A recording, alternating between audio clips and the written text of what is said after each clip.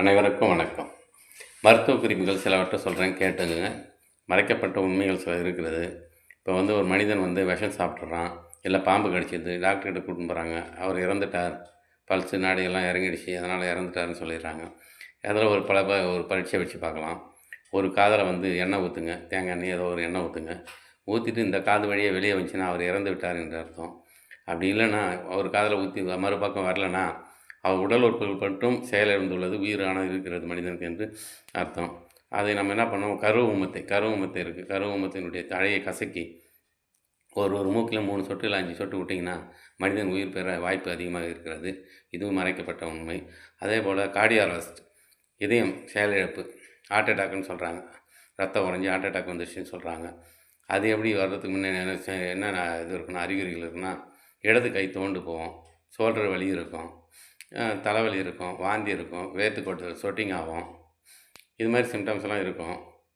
நெஞ்சு அழுத்தம் ரொம்ப அழுத்தமாக இருக்கும்.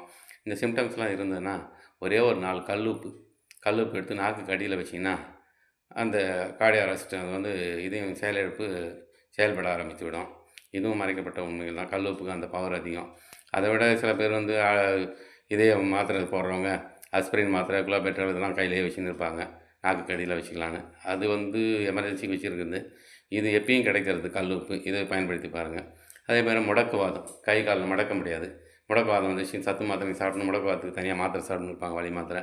அவங்களாம் வெண்கடுகு கொஞ்சம் வறுத்து டெய்லி சாப்பிட்னு வந்தாங்கன்னா, வெண்கடுகு பவுடர் ஆக்கி தேன் கலந்து சாப்பிட்னு வந்தாங்கன்னா முடக்குவாதம் சரியாகிவிடும். அதே போல் விக்கல் வரும். விக்கல் மூச்சுத்திறனில் ஏற்படும். அவங்க அதுமாதிரி கடுகை ஒரு அரை ஸ்பூன் கடுகை வறுத்து பொடியாக்கி தேன் கலந்து சாப்பிட்னு வந்தாங்கன்னா மூச்சுத்திறனில் குணமாகும், விக்கல் தானாக நின்றுவிடும். அதே போல் பிபி, சர்க்கரை அதிகமாகிட்டு வாய் கோணிடும், கை கால் ஒரு பக்கம் பக்கவாதம் மாதிரி இழுத்துரும். இது குணமாகிறதுக்கு சில வழிமுறைகள். வசம்பு, சுக்கு இது ரெண்டையும் சம அளவு எடுத்துக்கங்க. காய வச்சு பொடியாக்கி தேன் கலந்து ஒரு மாதத்துக்கு சாப்பிடுவாங்க. அந்த கை கால் வராது, வாய் கோணி போகிறதுலாம் சரியாயிடும். அதே போல் இன்னொரு உண்மை, 1 டம்ளர் சுட தண்ணி எடுத்துக்கங்க. வெள்ளை எருக்கன் பூ ஒரு பூவை போடுங்க. ஒரு 10 நிமிஷம் வச்சுருந்து அந்த சூடு ஆறுற டைமில் கொஞ்சம் இருக்கிற டைமில் அந்த பூவை எடுத்து போட்டுருங்க. வெளியே போட்டுட்டு அந்த தண்ணியை மட்டும் மெல்லமாக குடிக்கணும். ஃபஸ்ட் நாள் ஆரம்பிக்கணும். ஒத்து போதான்னு உடம்பு பார்க்கணும். ஃபஸ்ட் நாள் குடித்த உடனே அடுத்த நாள் 1 டம்ளர் தண்ணியில் 2 பூ போடணும். வெள்ளை எருக்கன் பூவை போட்டு இந்த சுட தண்ணியில் போட்டு கொஞ்ச நேரம் விட்டு எடுத்துகிட்டு அனுப்புறது 2 பூ குடிக்கணும். அதுமாதிரி 10 நாளைக்கு 10 பூ குடிச்சுட்டு வந்தீங்கன்னா அந்த முடக்கவாதம், கை கால் வராமல் போகிறது, வாய் கோணி போகிறதுலாம் சரியாக வாய்ப்பு இருக்கிறது. நம்ம சேனலை சப்ஸ்கிரைப் பண்ணுங்கள், லைக் பண்ணுங்கள். இன்னும் சில மருத்துவ குறிப்புகளோடு உங்களை சந்திக்கிறேன். நன்றி, வணக்கம்.